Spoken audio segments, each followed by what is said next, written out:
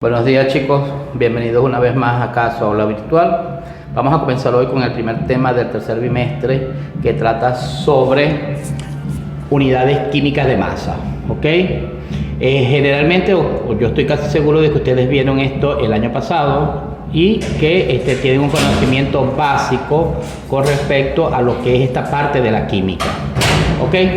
Para que nosotros podamos conocer mejor el estudio de las unidades químicas de masa, nosotros tenemos que saber o recordar o remembrar un poco sobre algunos conceptos básicos. En esta parte de la clase yo les voy a dar la primera parte del tema y la próxima semana les voy a dar la segunda parte del tema con los problemas o los ejercicios, ¿ok? En esta oportunidad va a ser solamente la teoría. Bien, entonces vamos a ver ¿qué es el concepto de las unidades químicas de masa? Las unidades químicas de masa es la parte de la química que se encarga del estudio de la cantidad de partículas que existe en un elemento, ¿ok? Pero aparte de esas partículas que pueden ser átomos, moléculas, protones, electrones, neutrones, iones, cationes, etc., también se estudia la masa, que es decir, el peso de los elementos y además el volumen, es decir, la cantidad que estos tengan, que estén presentes en todas las sustancias químicas o los compuestos químicos, ¿ok? Para nosotros poder conocer sobre esta parte de las cantidades,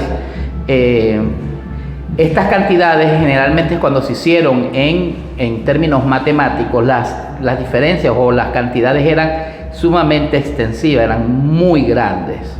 Entonces la química, a través de la UPAC, hicieron o estandarizaron algunas fórmulas, algunos mecanismos, algunos métodos químicos. Por eso que yo siempre digo que la química no es matemática, y se utilizaron algunas técnicas matemáticas, pero sujetas,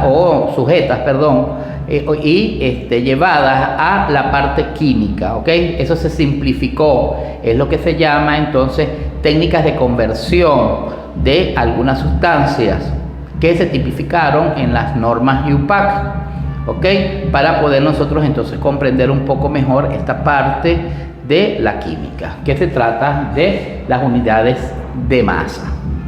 Para que nosotros podamos entender un poco mejor esto, nosotros generalmente en la química, todos los problemas o todos los compuestos nosotros los estudiamos a través o en gramos.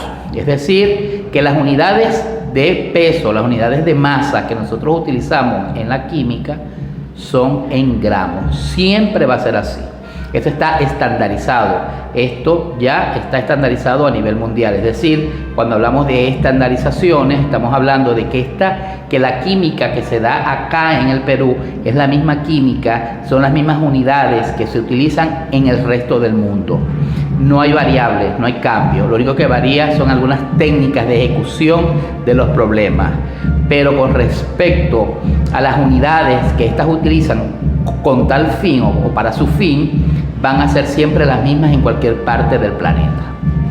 En este caso entonces, diciendo esto, nosotros vamos a decir cómo se transforman los moles a gramos, los átomos a gramos, ¿ok?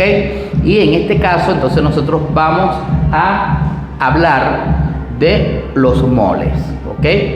¿Qué es un mol y cómo está representado en el universo, en la química? Un mol no es más que la cantidad de sustancias, es decir, el número de partículas que pueda haber en una cantidad de masa de sustancias. Un mol es igual a un Na de partículas, es decir, que cuando nosotros veamos N mayúscula, A minúscula, A mayúscula, eso nos va a decir a nosotros, nos está indicando a nosotros que eso representa a un mol de partículas de cualquiera de estas que esté presentes en un elemento o en un compuesto o en una sustancia. En este caso puede ser átomos, moléculas, protones, neutrones, electrones, etcétera, etcétera, etcétera. Donde, si vemos acá, donde un mol consta del número de Avogadro que este sea. Esto que vemos aquí es el número de Avogadro, ¿ok? Número de Avogadro, que es esto, Na, que representa un mol, que es de 6.022 por 10 a la 23, o igual a 6 por 10 a la 23, ¿ok? Las partículas discretas pueden ser, estas partículas que se estudian a través de estas sustancias, pueden ser, como ya les dije, protones, neutrones, electrones, entre otros. Entonces, un mol, en resumidas cuentas, en conclusión, es la cantidad de partículas de una sustancia que contiene tantos elementos, átomos, moléculas, entre otros, como átomos hay en 12 gramos de isótopo de carbono. Más adelante vamos a ver qué es un isótopo, que representa menos 12. Esta cantidad es de 0.022 por 10 a la 23. ¿Ok? Partículas que equivalen a 602.200 trillones de elementos en esa ecuación. Es decir, como la numeración es tan extensa, tan amplia, entonces la química lo que hace es, a través de fórmulas matemáticas, simplificar, ¿ok? A través de lo que es la ley de conversión, simplificar esa cantidad a 6,022 por 10 a la 23, que es el número que cuantifica esa cantidad, que es muy elevada. Por último, nosotros vamos a ver aquí lo que es la masa atómica, que también es un punto importante, o peso atómico, que vemos nosotros en la tabla periódica. Generalmente nosotros vamos a ver los pesos atómicos o la masa atómica en la tabla periódica, y es muy fácil de encontrar. Nosotros lo tenemos en el libro, lo tenemos en cualquier bibliografía, las masas atómicas de los elementos. Por ejemplo, el carbono, el hidrógeno y el oxígeno tienen una masa atómica de 12, 1, 16 y 14. Si nosotros quisiéramos saber cuál es la masa atómica o cuál es el peso atómico de un compuesto, de un elemento, nosotros lo que tenemos que saber son los números de masa atómica de cada uno de los elementos de estos, que eso se los voy a explicar yo en la próxima clase. Entonces nosotros decimos que la masa absoluta se expresa en gramos, y la conversión en gramos equivale a la inversa del número de Avogadro. Ejemplo, una unidad, porque se especifica así,